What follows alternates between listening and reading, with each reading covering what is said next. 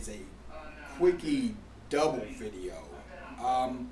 I had two people actually contact me about certain sound samples, and instead of shooting two videos, because I've been kind of pressed for time to be able to get the time to even shoot the one, I'm just going to combine them both together. The first one was a guy who had originally wanted to know if the amp would do like Jimi Hendrix type stuff, and I misunderstood and shot the absolute wrong thing, so I'm going to try to get it right this time. The last time I shot it, I messed up and didn't exactly give him what he was looking for. So this time what we're going to do is we're going to dial in kind of a sort of low gain type Jimi Hendrix era distortion. We're going to use a Strat style guitar with single coils in it. It's a David Gilmour EMG DG20 set. I'm not using the mid boost at all, so it's going to be just straight single coil. I'm going to be, for the first example, I'm going to be in the clean channel, which is channel 3. I'm going to have it in the soak mode, so it has just a little bit of grit, and I've got set with just a little bit of grit. Basically, the drive is on 7, and these are dial numbers, not o'clock. The gain is on 7, which gives it just a little bit of, not a whole lot, but just a tiny bit of hair and body to it.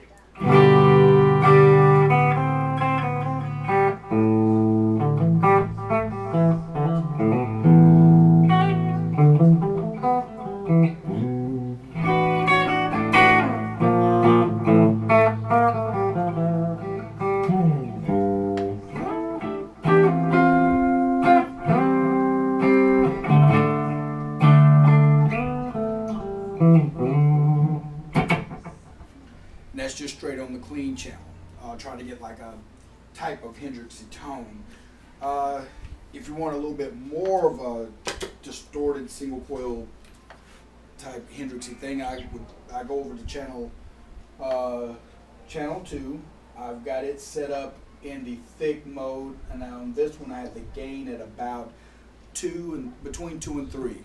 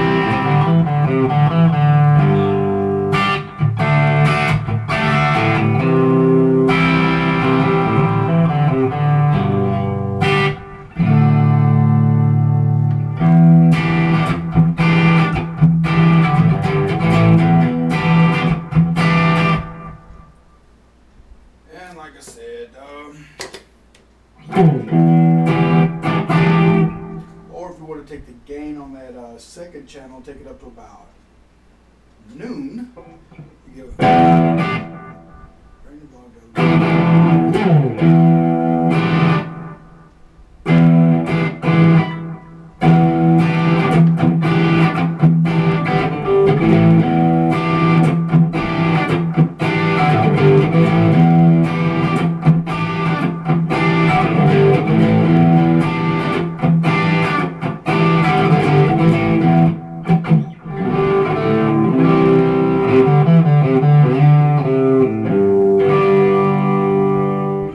About as much as I can say as far as its ability to get Hendrixy.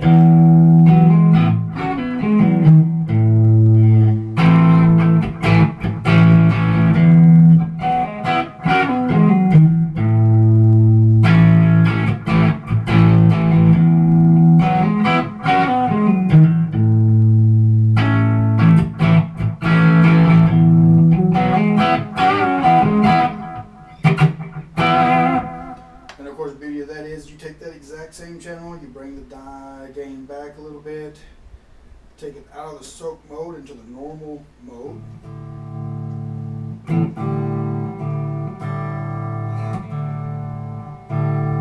And you get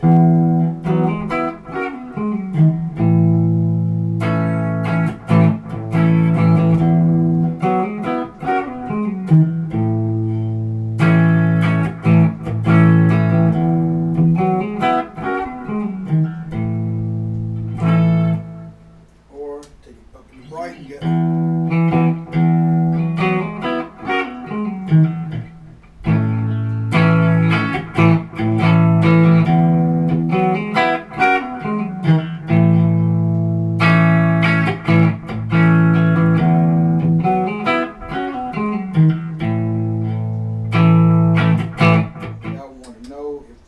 if all this thing did was high gain, or if it could get kind of a Hendrixy type tone. I think so. I mean, not a Hendrixy type tone, but more like a single coil Hendrix level of distortion, and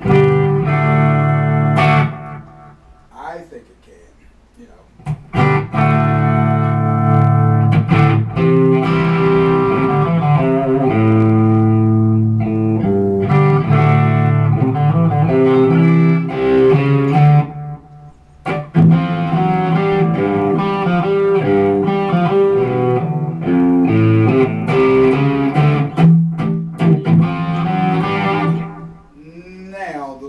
Quick explanation is on this too is when I was asked to do both these videos was right when I was in the process of doing some changes to my head. So the types of sound I'm getting out of my V3 right now aren't necessarily stock, but then at the same time I don't think they're that far removed from the stock sounds.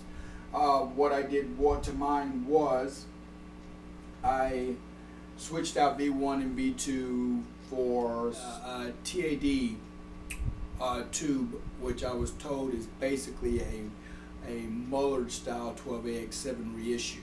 That's what I'm using the V1 and V2.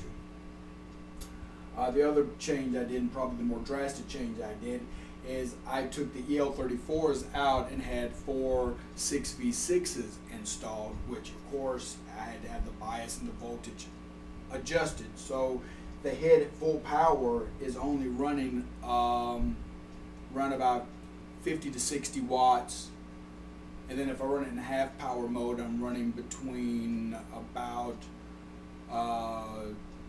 between 20 and 30 watts. I'm running in full power here, which is at 50 watts. Like I said, using 4 TAD 6V6s. Now the thing is that using the 6V6 tubes blossomed my bottom end a little bit, in the clean, made the clean a little more, made the clean sound a little bit better. But anyway, the preamp section, the topology of the preamp section responds a little bit differently with the drop in voltage and the 6V6s installed, and it does kind of take away some of the harshness and it does drops the gain a little bit, if you can imagine that. That even with this is kind of a lower gain sound than what I had before.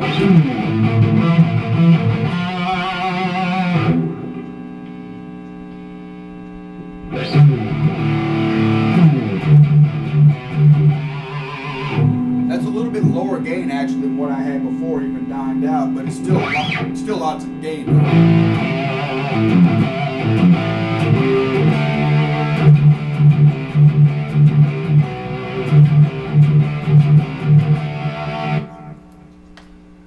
But it does change a little bit of the character of the gain. It makes it a little, to me, it makes it a little bit more musical, a little bit more toneful.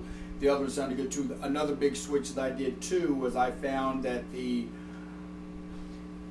did a video on the fizziness of the V3, and although I said that even if you do hear that little fizziness, you could dial it out. But when I went to go have these tubes and stuff to look at possibly having this done to my amp, I was looking to mod it. I plugged in, when I took it to DJL, which is where I got the modifications that have been done to this done at. When I went to DJL, I plugged in one of his speaker cabinets, and when I did, I noticed that not only did the amp kind of blossom a little bit, but that fizziness that I heard was diminished, a great deal. So at that point I deduced that what little fizziness I heard that I didn't like was more of a product of the Carvin GT12 speakers. I changed speaker cabinets. I'm using a Fender HM412 right now. I'm using like a Celestion GT75 knockoff. There are a lot of companies out there making a GT75 knockoff. WGS speakers and Eminent speakers, I highly support. They're both from Kentucky, which is where I'm originally from, so I believe you can't go wrong with either one of those. I think both those companies make a GT75 copy. If not a GT75, I think you can find a lot of any speaker that you could come up with that is kind of soft on the highs. I think will complement this amp. Anyway, those are the things that that I've changed about the setup that you have to take in consideration with what I just played for you. It is not an exactly stock head right now, and I'm not using the matching speaker cabinet. If I were going to get this amp or play this amp out live, one of two things I would consider doing. One would be I would definitely either steer away from the Carvin, the matching Carvin cabinet, or I would get the Carvin cabinet with the vintage 30s in it. Probably more practical, I would just order a speaker cabinet that had the speakers I wanted in it. This has been Gillen H2O, another gear review. This was for Dave in CSA, who was wondering if it could do Hendrix-style distortion.